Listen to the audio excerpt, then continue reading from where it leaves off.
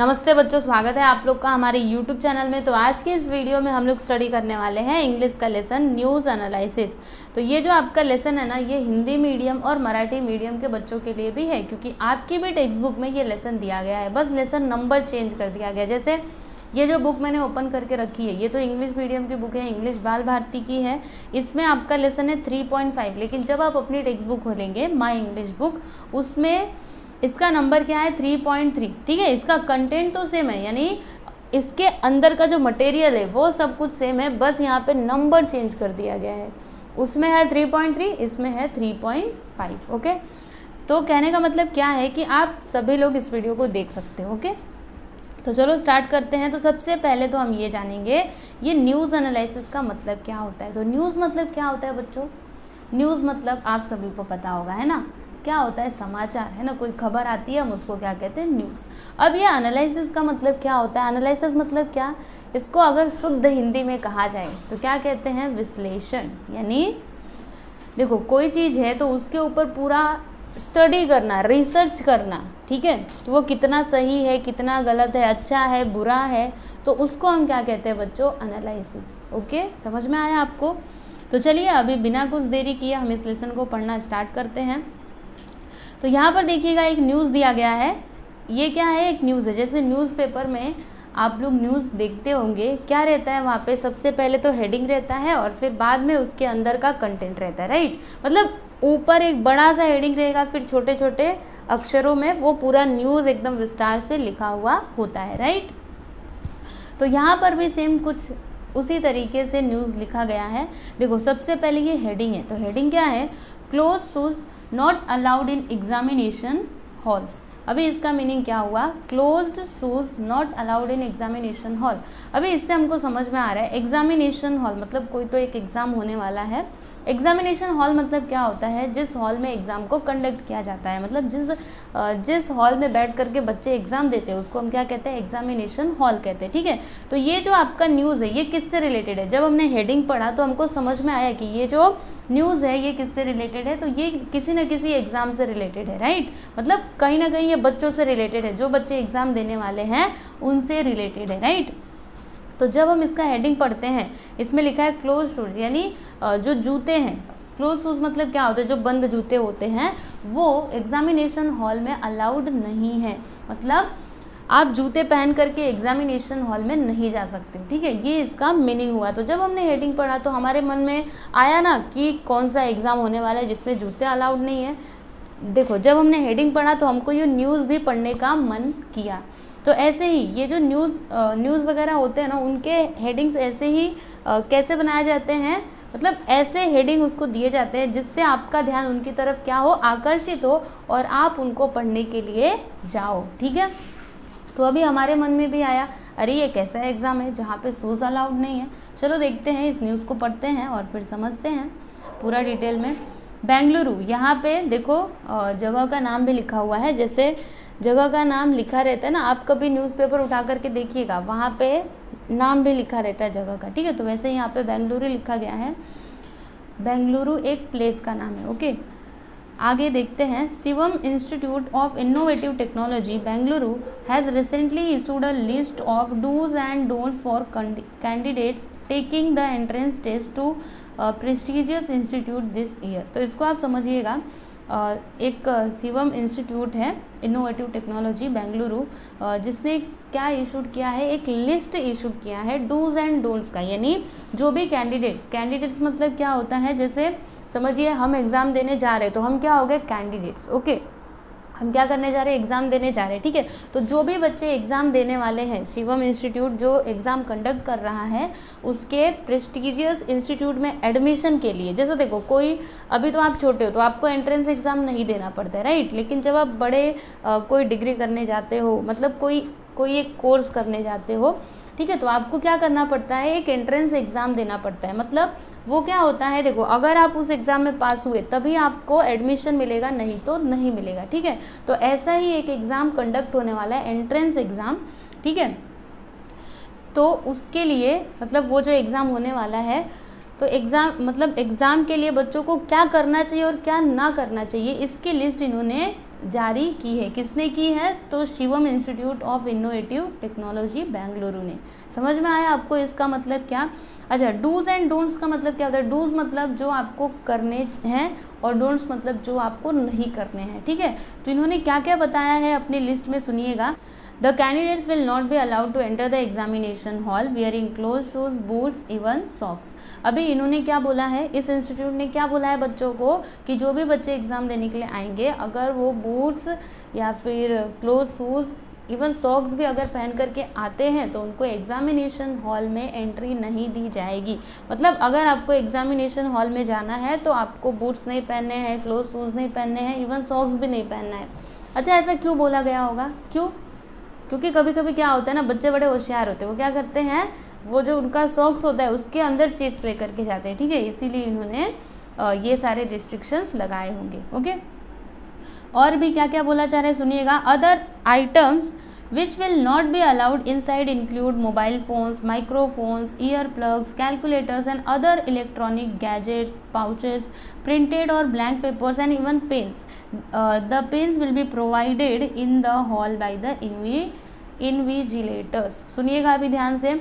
और क्या क्या अलाउड नहीं है? तो जो भी इलेक्ट्रॉनिक गैजेट्स है वो कुछ भी अलाउड नहीं है, जैसे कि मोबाइल फ़ोन्स हो गए, ईयर प्लग्स हो गए, उसके बाद यहाँ पे कैलकुलेटर्स हो गए, माइक्रोफोन्स हो गए, ठीक है, pouches, printed, even pen, printed या फिर अनप्रिंटेड पेपर, आपको पेपर भी नहीं लेकर के जाना है, इवन पेन्स भी नहीं लेकर के जाने हैं। पेन्स आपको वहीं पे दिया जाएगा, जो भी आपके इन्विजिलेटर्स होंगे, जो भी सुपरवाइजर्स होंगे। इन्विजिलेटर्स मतलब क्या? जो आपके एग्ज़ाम को कंडक्ट करवाता हो, आप बोल सकते हो सुपरवाइज़र, ठीक है।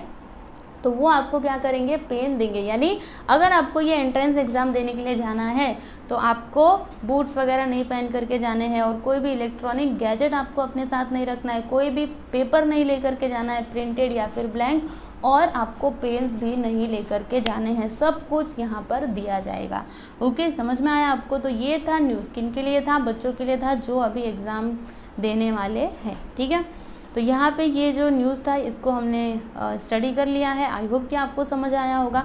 अभी उसके बाद यहाँ पे कुछ क्वेश्चंस दिए गए हैं, तो इन क्वेश्चंस के आंसर आपको मिलेंगे क्वेश्चन आंसर वाले वीडियो में, ठीक है। जो हमारा क्वेश्चन आंसर का वीडियो होगा इस लेसन का, उसमें मैं आपको इन क्वेश्चंस के आंसर भी दूंगी और इंग्लिश वर्कशॉप में जो भी क्वेश्चन दिए गए उनके भी आंसर आपको दिए जाएंगे, ठीक है। तो क्वेश्चन के बारे में ज़्यादा टेंशन मत लीजिए, इसका इन सभी के आंसर्स आपको मिलेंगे वो हमारे दूसरे वीडियो में, ठीक है। चलिए अभी अगला न्यूज़ देखते हैं। ये वाला न्यूज़ तो हमने देख लिया जो बच्चों के लिए था। अभी अगला न्यूज़ देखते हैं। इसका हेडिंग क्या है, सुनिएगा। Ritika takes a break from acting. अभी यहाँ पे ध्यान से पढ़िए इसको एक बार। Ritika takes a break from acting, last में क्या है? एक्टिंग, ठीक है। और ब्रेक मतलब हमको पता है। पूरे का अगर मतलब मैं आपको समझाऊं तो हम ऐसा बोल सकते हैं कि जो रितिका है उसने क्या लिया? उसने एक्टिंग से ब्रेक ले लिया, यानी अब वो एक्टिंग नहीं करेगी, इसका मतलब ये हुआ, ठीक है। तो एक्टिंग कौन करता है? कोई एक्ट्रेस रहती है, कोई हीरोइन रहती है, तो वो एक्टिंग करती है, राइट। इट मीन्स रितिका कोई हीरोइन है जिसने अभी डिसाइड किया है कि वो अभी एक्टिंग नहीं करेगी। तो ये इसका हेडिंग है। अभी आप भी सोचिए, कोई उसका बहुत बड़ा फ़ैन रहेगा, जब वो इस हेडिंग को देखेगा कि Ritika takes a break from acting, मतलब जो उसका बहुत बड़ा फ़ैन है और उसने ऐसा देखा तो वो इसको पढ़ने की ज़रूर कोशिश करेगा, है ना, पढ़ने के लिए ज़रूर आएगा। अरे क्या हुआ कि रितिका अभी फिल्मों में काम नहीं करने वाली, अभी वो एक्टिंग नहीं करने वाली है ना। तो इस तरीके से अट्रैक्टिव हेडिंग्स होते हैं न्यूज़ के, ओके। तो चलिए देखते हैं कि इसमें क्या बोला जा रहा है। मुंबई September 9, यहाँ पे प्लेस का नाम भी लिखा गया और डेट भी लिखा गया। Famous actress Ritika who is believed to be the most highly paid star in Bollywood in whole set to break the hearts of her fans. अभी सुनिएगा, यहाँ पर रितिका के बारे में बताया जा रहा है कि जो रितिका है फेमस एक्ट्रेस, यानी बहुत फेमस मतलब क्या? बहुत मशहूर, बहुत पॉपुलर जो एक्ट्रेस है, जो मानी जाती है हाईली पेड इन बॉलीवुड, यानी सब बॉलीवुड में सबसे ज़्यादा चार्ज इसी का होता है, हाईली पेड। इसका मतलब क्या हुआ कि सबसे, जैसे देखो, जब किसी एक्टर या फिर एक्ट्रेस को कोई फिल्म करनी होती है, ओके, तो क्या होता है, एक कॉन्ट्रैक्ट बनाया जाता है, वो कॉन्ट्रैक्ट के ऊपर क्या करते हैं, साइन करते हैं। तो फिल्म साइन करने से पहले वो अपना चार्ज बताते हैं कि उनको इतना पैसा मिलेगा तभी वो उसमें एक्टिंग करेंगे। ओके, मतलब अपने काम के लिए वो लोग पैसे लेते हैं, तो उसको हम क्या कहते हैं, वही उनका चार्ज कहते हैं। तो इसको क्या कहा जाता है, ये जो रितिका हैं इनको क्या कहा जाता है, highly paid star in Bollywood, यानी सबसे ज़्यादा चार्ज इन्हीं का है। ठीक है, तो ये अभी क्या तैयारी कर रही हैं, ये अपने जो इनके फैंस हैं उनके दिल को तोड़ने की तैयारी कर रही हैं। ठीक है, जैसे आप भी सोचिए ना, इनके जो फैंस रहेंगे जब उनको ये पता चलेगा कि अब रितिका एक्टिंग नहीं करने वाली हैं, अब वो एक्टिंग नहीं करेंगी, तो उनको कितना बुरा लगेगा, उनका तो दिल टूट ही जाएगा, राइट। तो बस यहाँ पे वही दिया गया है। In an informal chat with journalist she revealed that she will not sign any more films after completing the big budget movie and next month. यानी अब इन्होंने क्या बोला है, इन्होंने ये इनफॉर्मली ही बोला है किसी जर्नलिस्ट से, मतलब किसी जर्नलिस्ट से बात करते करते इन्होंने बोल दिया होगा। ठीक है, क्या रिवील किया, रिवील्ड मतलब क्या होता है बच्चों, जैसे कोई बात छिपी हुई है तो उसको सामने लाना, उसको हम क्या कहते हैं, रिवील्ड कहते हैं। ठीक है, तो उन्होंने ये बात कही है कि जब उनका ये वाला मूवी जो बिग बजट मूवी है एंड जब ये ख़त्म हो जाएगा, मतलब ये कंप्लीट हो जाएगा, उसके बाद वो आगे कोई भी मूवी साइन नहीं करेंगी। कौन नहीं करेंगी, तो रितिका इसके बाद कोई भी मूवी साइन नहीं करेंगी। ठीक है, she refuse to give any reason for her decision, और उनका ये जो डिसीज़न है, जैसे अभी उन्होंने बोला कि अब वो एक्टिंग नहीं करेंगी, तो इसका कारण भी पूछा गया क्यों, तो उन्होंने कोई भी कारण बताने से मना कर दिया है, मतलब वो अभी इसका रीज़न नहीं बताना चाहती है। ओके, और आगे देखिएगा, however sources close to her reveal that now she wants to make a career in politics. लेकिन सूत्रों के हवाले से ये खबर आई है, क्या खबर आई है कि वो एक्टिंग क्यों नहीं करेंगी, क्योंकि वो अपना कैरियर बनाना चाहती हैं पॉलिटिक्स में। ठीक है, ऐसा खबर आई है, ऐसा एकदम कंफर्म नहीं है, लेकिन जो भी सोर्सेज हैं क्लोज टू हर, यानी उनके नज़दीक के जो भी सोर्सेज हैं, उनसे हमको पता लगा है कि ये शायद अभी पॉलिटिक्स में कैरियर बनाने वाली है, इसके लिए शायद से वो एक्टिंग नहीं करेंगी। ओके, तो ये एक न्यूज़ था एक्ट्रेस के बारे में, रितिका के बारे में, जो एक्टिंग नहीं करना, मतलब अब वो एक्टिंग नहीं करेंगी, शायद से वो अभी पॉलिटिक्स में जाएंगी। ठीक है, तो अभी इसके नीचे भी कुछ क्वेश्चंस दिए गए हैं, तो अगेन मैं आप लोग को यही बोलूँगी कि इन क्वेश्चंस के आंसर आप लोग को मिलेंगे हमारे क्वेश्चन आंसर वाले वीडियो में। ओके, तो प्लीज़ आप वेट करिएगा। चलिए आगे चलते हैं। आगे यहाँ पर एक और न्यूज़ है, तो इसका जो हेडिंग है वो क्या है, most dangerous time in history, यानी इतिहास का सबसे खतरनाक समय, most dangerous time in history. देखिए इसका हेडिंग समझने की कोशिश करो। हेडिंग क्या बोला कि most dangerous time in history. Dangerous मतलब क्या होता है, खतरनाक, और मोस्ट मतलब बहुत ज़्यादा। ठीक है, तो इतिहास का, हिस्ट्री का सबसे खतरनाक समय। तो अब जब हम ये हेडिंग देखते हैं, अरे तो हमको हमारे मन में आता है ना, अरे कौन सा ऐसा समय है जो इतिहास का सबसे खतरनाक समय है, चलो इसको एक बार पढ़ना चाहिए, है ना। ऐसा आया कि नहीं आपके मन में? ऐसे जब हम अट्रैक्टिव हेडिंग्स देखते हैं तो हमको न्यूज़ अंदर से जानने का मन करता है, राइट। तो चलो देखते हैं कि इसके अंदर क्या दिया गया है। हेडिंग तो हमने देख लिया। अगेन यहाँ पे प्लेस का नाम लिखा गया है लंदन। ओके, तो क्या दिया गया है एक बार देखते हैं, फिर मैं आपको एक्सप्लेन करती हूँ। The famous physics professor Stephen Hawking has warned that mankind is facing the most dangerous time in its history today. सुनिएगा यहाँ पर ध्यान से। यहाँ पे जो स्टीफन हॉकिंग है, जो फिज़िक्स के बहुत फेमस प्रोफेसर हैं, ठीक है, तो इन्होंने क्या बोला कि इन्होंने क्या किया है, मैनकाइंड मतलब क्या, पूरी जो मानव जाति है उनको वार्न किया है मतलब क्या, हमको सतर्क किया है। क्या बोला इन्होंने कि अभी का जो टाइम है, ठीक है, ये इतिहास का सबसे खराब टाइम चल रहा है मानव जाति के लिए, यानी हमारे लिए। ठीक है, he said that the world today is facing huge challenges like climate change, overpopulation, epidemic diseases। और इन्होंने क्या बोला कि जो अभी मतलब जो हमारा वर्ल्ड है वो बहुत सारी परेशानियों का सामना कर रहा है, कई सारे चैलेंजेस है, जैसे कि क्लाइमेट चेंज है ना, क्लाइमेट चेंज होता जा रहा है। जैसे बारिश के दिनों में बहुत ज़्यादा बारिश होने लगती है, कभी ठंडी में गर्मी होने लगती है, तो कभी ठंडी पड़ती है तो एकदम भयानक वाली ठंडी है ना, लोग मरने लगते हैं। बारिश भी आती है तो एकदम बाढ़ ही मचा देती है, पूरा के पूरा तूफान, आंधी, है ना। तो ये सभी क्या है बच्चों, क्लाइमेट चेंज जो आज के समय पर हम लोग फेस कर रहे हैं। ठीक है, तो ये जो स्टीफन हॉकिंग्स है वो इसी के बारे में बता रहे हैं, यही है इतिहास का सबसे खतरनाक समय, ठीक है।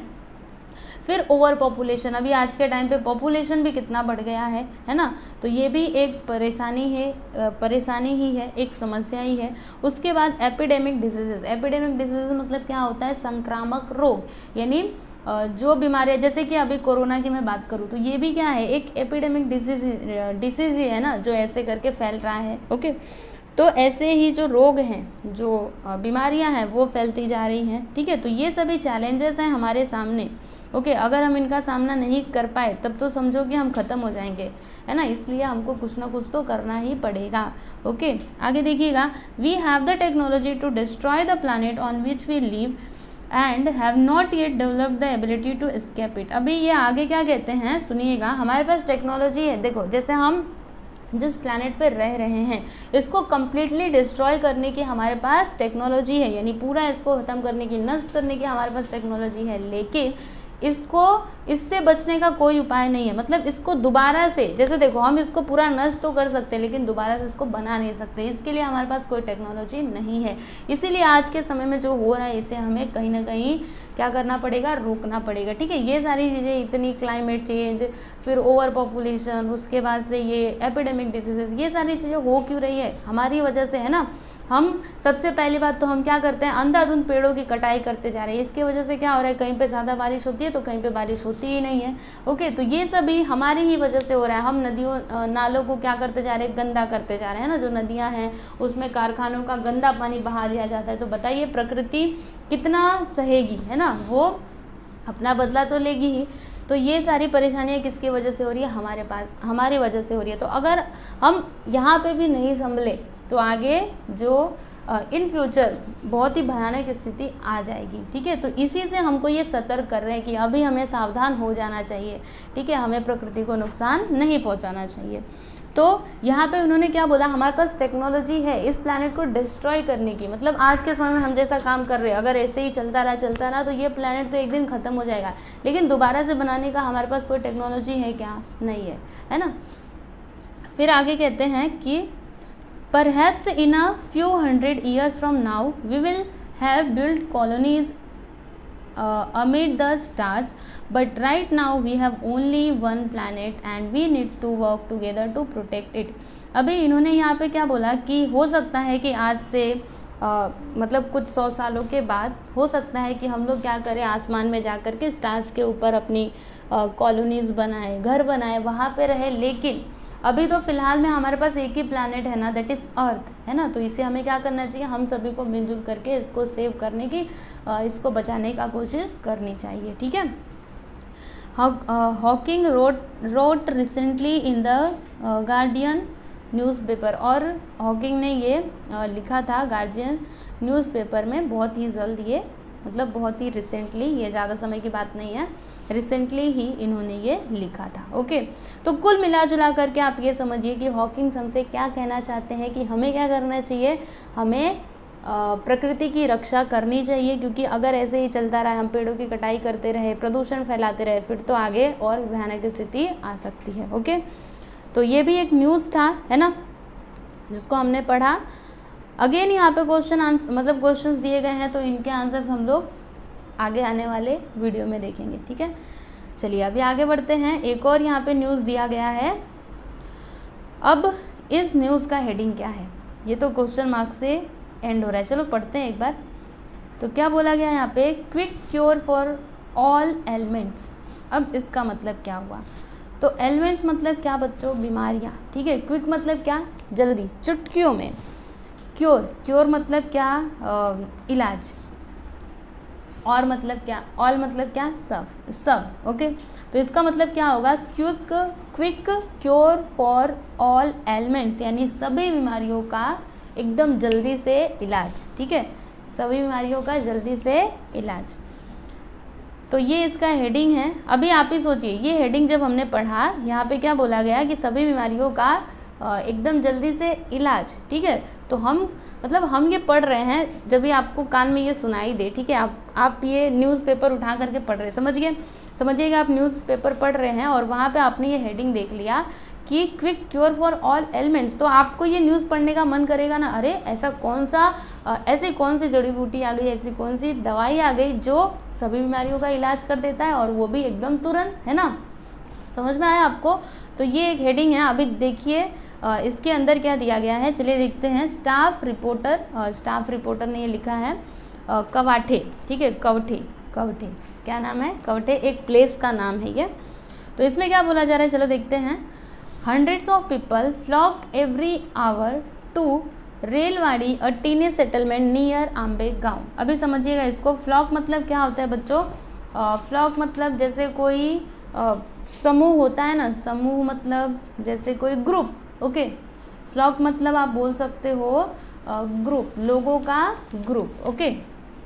तो यहाँ पे क्या बोला गया कि hundreds of people flock every hour to Railwadi a tiny settlement near Ambe Gaon, यानी एक छोटी सी बस्ती है। टीनी सेटलमेंट मतलब क्या, एक छोटी सी बस्ती है आम्बे गाँव के पास, ठीक है, रेलवाड़ी में, रालेवाड़ी, सॉरी इसको रेलवाड़ी नहीं बोलेंगे, क्या बोलेंगे, रालेवाड़ी में, ठीक है। तो रालेवाड़ी की एक छोटी सी बस्ती है आम्बे गाँव, जहाँ पर क्या होता है, हर घंटे सैकड़ों लोग वहाँ पर उस बस्ती में जाते हैं। अब किस लिए जाते हैं वो तो हम लोग आगे देखेंगे, लेकिन अभी के लिए आप बस इतना ही देखिए कि जो गांव के जो लोग हैं वो ऐसा 100 के ग्रुप में, ऐसा एक फ्लॉक में होकर के एक छोटा सा सेटलमेंट है, टीनी सेटलमेंट, जहाँ पे हर घंटे लोग क्या करते हैं, जाते हैं, ठीक है, जमा होते हैं। They wait in long winding queues in the hot sun to get a special powder from Miri Baba who claims that it cures all sorts of diseases।